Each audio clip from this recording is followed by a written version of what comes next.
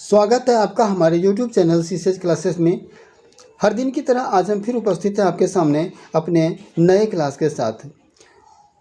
जैसा कि आप जानते हैं कि इस चैनल पर हम आपको क्लास 6 का मैथ पढ़ाते हैं। इसी क्रम में पिछले क्लास में हमने आपको चैप्टर 10 के एक्सरसाइज 10(1) का क्वेश्चन नंबर 5 तक का हल बताया था। चलिए आज हम प्रश्नावली 10(1) का ही क्वेश्चन नंबर 6 से स्टार्ट करते हैं अपने क्लास को। आप देख रहे हैं 6 नंबर प्रश्न है, निम्न आकृतियों में प्रत्येक का परिमाप ज्ञात कीजिए। ये नीचे ए, बी और सी हमें दिया गया है। ए नंबर में एक त्रिभुज की आकृति जिसकी भुजाएं 3 और 4 सेमी तथा 5 सेमी है। ठीक है, तो हम जानते हैं कि त्रिभुज में 3 भुजाएं होती हैं। ठीक है,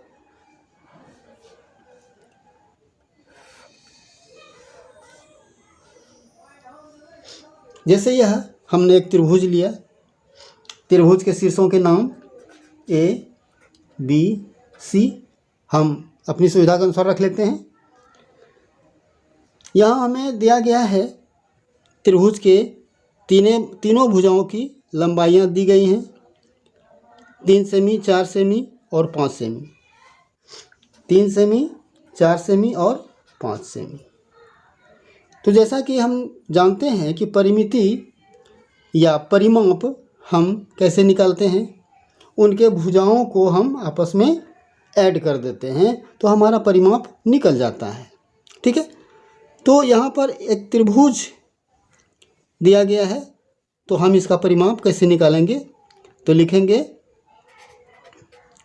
त्रिभुज की परिमाप बराबर क्या होगा, तीनों भुजाओं का जोड़, तीनों भुजाओं का योग।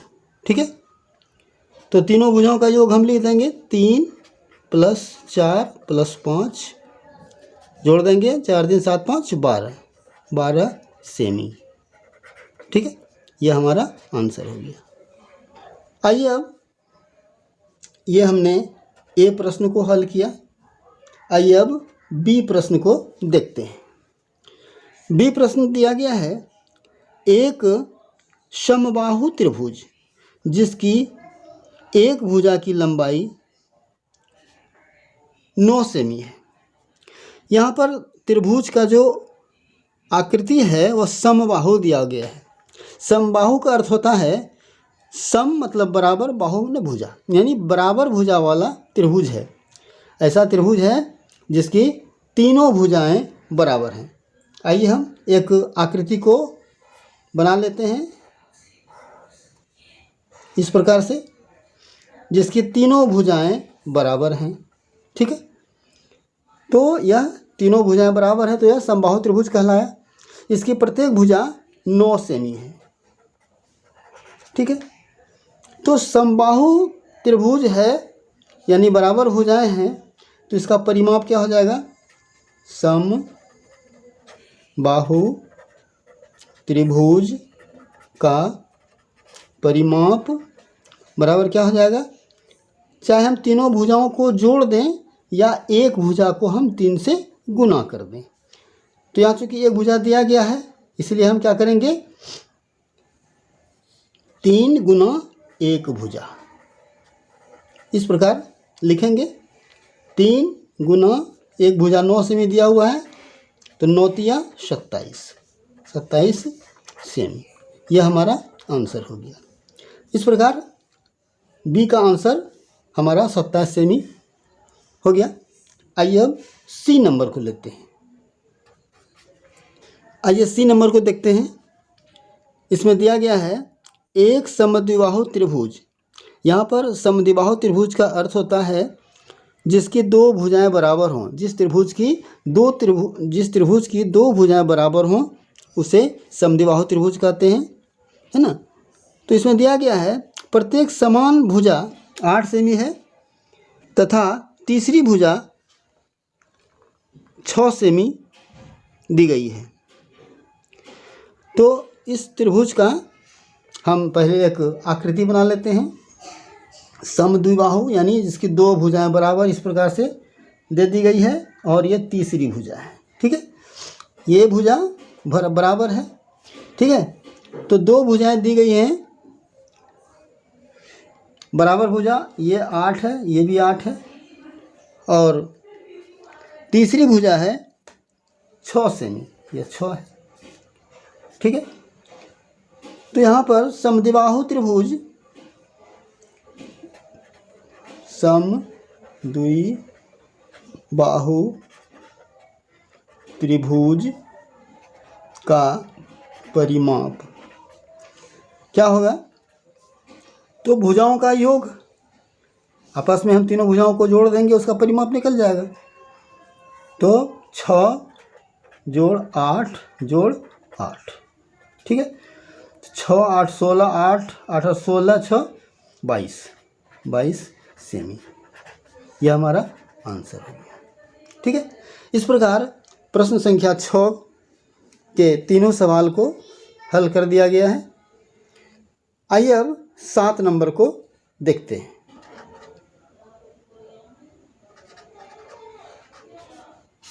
ठीक है, क्वेश्चन नंबर 7। जैसा कि आप देख रहे हैं, एक त्रिभुज का परिमाप ज्ञात कीजिए जिसकी भुजाएं 10 सेमी 14 सेमी और 15 सेमी हैं। यानी कि यहाँ पर त्रिभुज की जो भुजाएं हैं वह असमान हैं, वे आपस में अलग अलग माप की हैं, जिसकी प्रत्येक भुजा, त्रिभुज की जो भुजाएं हैं वह 10 सेमी 14 सेमी और 15 सेमी है। ठीक है, आइए एक त्रिभुज का निर्माण करते हैं। तीनों भुजाएं अलग अलग हैं इस प्रकार की। ठीक है, ए बी सी। मान लेते हैं सबसे छोटी भुजा कितनी है? 10 सेमी। तो मान लेते हैं 10 सेमी है और ये 14 सेमी है और ये 15 सेमी है। तो हमने पहले प्रश्न में ही हमने ए नंबर में 6 नंबर का ए नंबर में ही हमने हल किया है। असमान भुजाओं का जो त्रिभुज होता है उसकी परिमिति या परिमाप क्या होती है? तो तीनों भुजाओं को हम आपस में जोड़ देते हैं। तो त्रिभुज की परिमाप बराबर क्या हो जाएगा? 10 + 4 + 14 + 15। 14 15 29 और 10 39 सेमी, यह हमारा आंसर हुआ। इस प्रकार आप खुद से भी अभ्यास करके सारे प्रश्नों को हल कर सकते हैं। अगर आपको क्लास आसान दिख रहा है, हमारा तरीका सही है, तो प्लीज़ वीडियो को लाइक करें और चैनल को सब्सक्राइब अवश्य करें।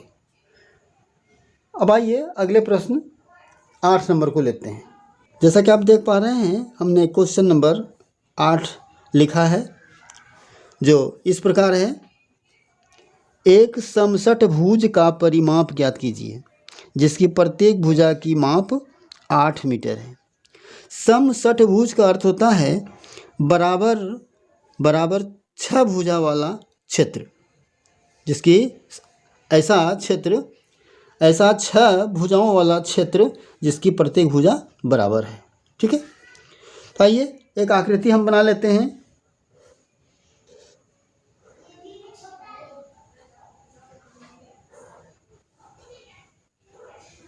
इस प्रकार से आप देख रहे हैं कि 1 2 3 4 5 6, यह 6 भुजाओं वाला क्षेत्र है जिसकी प्रत्येक भुजा बराबर है।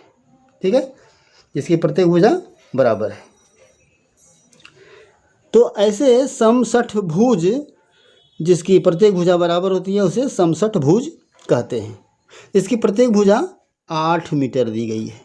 ठीक है, तो जब चूंकि भुजा बराबर है इसलिए हम इसे चाहे 8 को 6 बार जोड़ दें, चाहे 8 को 6 से गुना कर दें, वही हमारा परिमाप होगा। ठीक है, तो समषठभुज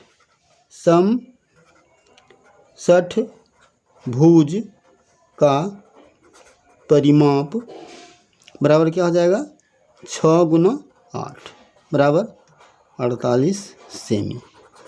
यही हमारा आंसर होगा। बहुत आसान है। यदि आप प्रश्न को समझ लेते हैं तो हल करना बहुत ही आसान है। ठीक है, आइए अब हम प्रश्न संख्या 9 लेते हैं।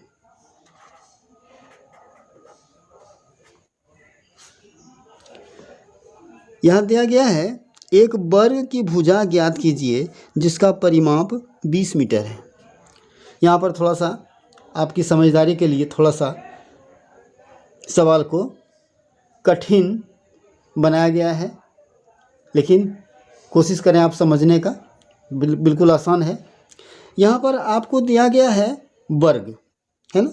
आप जानते हैं वर्ग क्या होता है, जिसकी चारों भुजाएं बराबर होती हैं। तो एक वर्ग बना लेते हैं इस प्रकार से, इसकी चारों भुजाएं बराबर होती हैं। ठीक है, तो हम जानते हैं कि वर्ग का परिमाप बराबर क्या होता है, 4 गुना 1 भुजा। ठीक है, 4 गुना 1 भुजा वर्ग का परिमाप होता है। हमें यहाँ दिया गया है वर्ग का परिमाप दिया गया है 20 मीटर दिया गया है वर्ग का परिमाप बराबर 20 मीटर। ठीक है, तो 4 गुना 1 भुजा जो हमारा वर्ग का परिमाप है, तो ऐसे लिखेंगे 4 गुना 1 भुजा, 4 गुना 1 भुजा बराबर 20 मीटर। ठीक है, यानी हमें जो वर्ग का परिमाप दिया गया है 20 मीटर, तो इसके द्वारा हमें वर्ग की एक भुजा को ज्ञात करना है। तो कैसे निकालेंगे, तो अगर हम एक भुजा लिखें, एक भुजा, तो इस 4 से आकर 20 में भागा लग जाएगा, 20/4 यानी 4 5 20, यानी एक भुजा जो हुआ 5 सेमी। ठीक है, यह हमारा आंसर हो गया। इस प्रकार 9 नंबर का सवाल हल हो गया। बहुत ही आसान है। ठीक है, आइए अब 10 नंबर के प्रश्न को लेते हैं। Question number 10। ठीक है, क्वेश्चन नंबर 10 में कहा जा रहा है, एक सम पंचभुज, यहाँ पर पंचभुज है और सम भी है, यानी 5 भुजाओं वाला जो कि समान है आपस में, सम पंचभुज का परिमाप 100 सेमी दिया गया है और प्रत्येक भुजा की लंबाई ज्ञात करना है। ठीक है, इस प्रकार हमने प्रश्न संख्या 9 को हल किया। उसी प्रकार सम पंचभुज का एक निर्माण करते हैं। 1 2 3 4 और 1 5, यह हो गया हमारा पंचभुज, जिसकी प्रत्येक भुजा आपस में बराबर है। ठीक है, और प्रत्येक भुजा जब बराबर है और इसका परिमाप दिया गया है 100 सेमी है, तो इसके भुजा की लंबाई निकालनी है, हमें एक भुजा की लंबाई निकालनी है। ठीक है, तो जिस प्रकार हमने वर्ग की परिमाप को निकाला था 4 गुना 1 भुजा, तो यहाँ पर चूँकि 5 भुजा है इसलिए 5 गुना 1 भुजा बराबर क्या होगा, परिमाप। ठीक है, तो 5 गुना एक भुजा निकालनी है हमें, एक भुजा, और परिमाप दिया गया कितना 100 सेमी। ठीक है, उसी प्रकार से एक भुजा की लंबाई बराबर क्या हो जाएगी, 100 में 5 से भागा लग जाएगा, 100 भागा 5 यानी 20 सेमी। हमारा जो यह समपंचभुज है इसकी प्रत्येक भुजा की लंबाई 20 सेमी होगी। ठीक है, इस प्रकार प्रश्न संख्या 10 को भी हल कर दिया गया है। आइए अब आगे बढ़ते हैं। अब हम क्वेश्चन नंबर 11 लेते हैं, क्वेश्चन नंबर 11। ठीक है, जैसा कि आप देख पा रहे हैं क्वेश्चन नंबर 11 क्या कहता है कि एक धागे का टुकड़ा 30 सेमी लंबाई का है। एक धागा आपको दिया गया है जिसकी लंबाई 30 सेमी है। प्रत्येक भुजा की लंबाई क्या होगी यदि धागे से बनाया जाता है? क्या धागे से पहले हमें एक वर्ग बनाया जाता है, उसी धागे से जो धागा हमें दिया गया है 30 सेमी का, उसी से हमें वर्ग बनाना है। तो उस वर्ग का हमारा एक भुजा की लंबाई क्या होगी यह हमें निकालना है।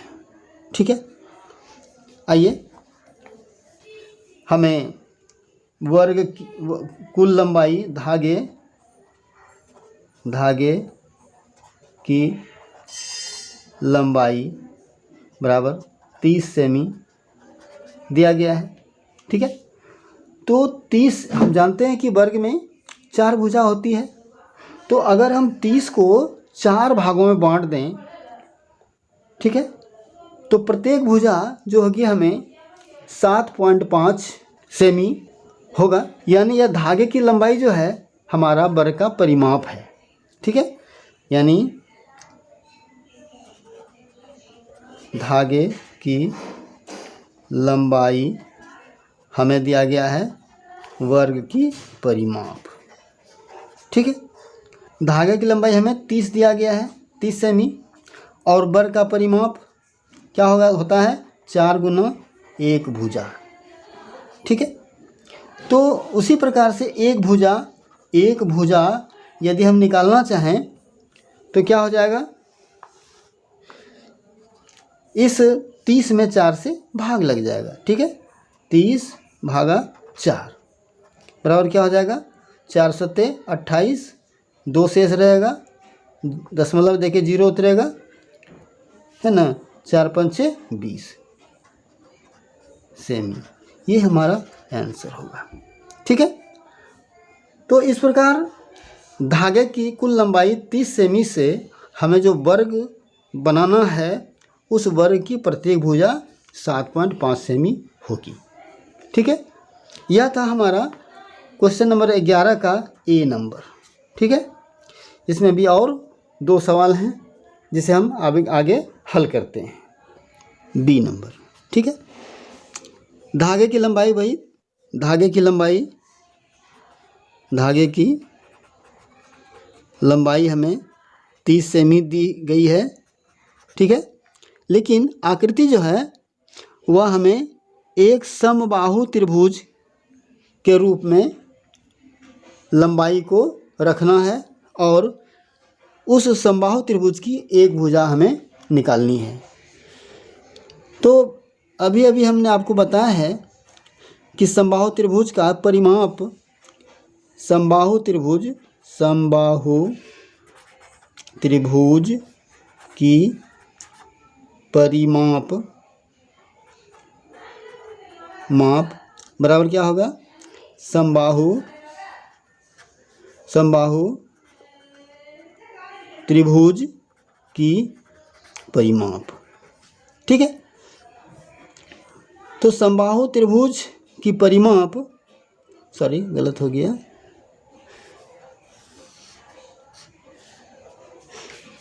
समबाहु त्रिभुज की परिमाप, समबाहु त्रिभुज की परिमाप बराबर होगा धागे की लंबाई, धागे की लंबाई। ठीक है। तो समबाहु त्रिभुज का परिमाप क्या होता है? 3 गुना एक भुजा। ठीक है, क्योंकि भुजाएं बराबर हैं तो उसे हम एक भुजा को 3 से गुना कर हम उसकी परिमाप को निकालते हैं। तो 3 गुना एक भुजा बराबर धागे की लंबाई। 3 गुना एक भुजा, तो धागे की कुल लंबाई कितनी दी गई है? 30 सेमी, 30 सेमी है ना। तो एक भुजा बराबर क्या हो जाएगा? 30/3, यानी 3 दहाई 30 है ना, तो 10 सेमी। इस प्रकार हमें यह आंसर प्राप्त होता है। समबाहु त्रिभुज की प्रत्येक भुजा 10 सेमी होगी। ठीक है। आइए अब सी नंबर को लेते हैं। सी नंबर क्या कह रहा है? एक समषठभुज है, यानी हमें जो धागे की लंबाई दी गई है वह 30 सेमी है और उस 30 सेमी को हमें समषठभुज के रूप में लिखना है और उस समषठभुज का यानी बराबर 6 भुजा वाले क्षेत्र का एक भुजा निकालना है। तो उसी प्रकार हम यहाँ भी करेंगे। समषठभुज है यानी एक भुजा, 6 गुना एक भुजा, 6 गुना एक भुजा बराबर क्या होगी? धागे की लंबाई, धागे की लंबाई। ठीक है। तो 6 गुना एक भुजा, धागे की कुल लंबाई 30 है, तो एक भुजा क्या हो जाएगा? 30/6 है ना, 6×5 = 30। ये 5 सेमी प्रत्येक भुजा की लंबाई होगी समषठभुज की। यह हमारा आंसर होगा। ठीक है। आइए क्वेश्चन नंबर 12 को देखते हैं। जैसा कि आप देख पा रहे हैं क्वेश्चन नंबर 12 में दिया गया है, एक त्रिभुज की 2 भुजाएं 12 सेमी तथा 14 सेमी हैं। हमें त्रिभुज की 2 भुजाएं दी गई हैं 12 सेमी और 14 सेमी। इस त्रिभुज का परिमाप 36 सेमी है। इस त्रिभुज का परिमाप 36 सेमी है, तो उसकी तीसरी भुजा की लंबाई क्या होगी? उसकी तीसरी भुजा की लंबाई क्या होगी, यह हमें निकालना है। ठीक है। पहली भुजा हमें 12 सेमी दिया है, दूसरी भुजा 14 सेमी, तीसरी भुजा की लंबाई हमें निकालनी है, जबकि त्रिभुज का परिमाप हमें 36 सेमी दिया गया है। तो त्रिभुज का परिमाप यानी तीनों भुजाओं का योग परिमाप होता है। तो एक भुजा प्लस दूसरी भुजा प्लस तीसरी भुजा, ये परिमाप हमें दिया गया है 36। ठीक है, 36। तो यह भुजा दिया हुआ है, यह भुजा दिया हुआ है 12-14, यानी 12 + 14, और यह तीसरी भुजा तो हमें निकालनी है, प्लस तीसरी भुजा बराबर 36 दिया गया है ना। तो तीसरी भुजा निकालने के लिए क्या होगा? इन दोनों भुजाओं को जोड़कर हम 36 में घटा देंगे। ठीक है। तो 36 घटा 12 और 14 क्या हो जाएगा? 26। घटा देंगे तो 10 सेमी हमारा आंसर होगा। इस प्रकार हमने प्रश्न संख्या 12 को हल किया। आशा करते हैं कि आज का क्लास आपको बहुत ही अच्छा लगा हो। तो फिर इसी प्रकार के क्लास पाने के लिए आप हमारे चैनल को सब्सक्राइब अवश्य कर लें, साथ ही बेल आइकॉन को भी प्रेस कर दें, जिससे हमारे प्रत्येक क्लास का नोटिफिकेशन आपको सबसे पहले मिल जाया करेगी। तो फिर मिलते हैं अगले क्लास में, तब तक के लिए जय हिंद।